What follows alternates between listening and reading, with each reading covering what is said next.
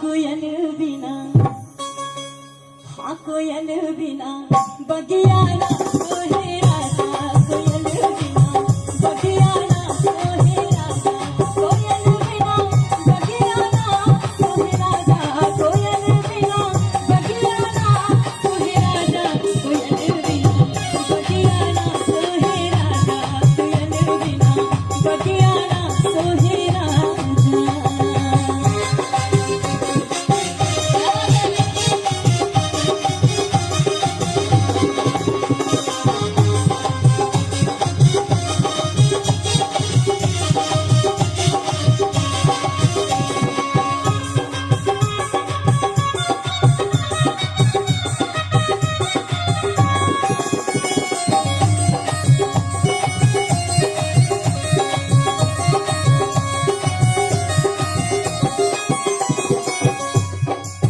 और देखिए,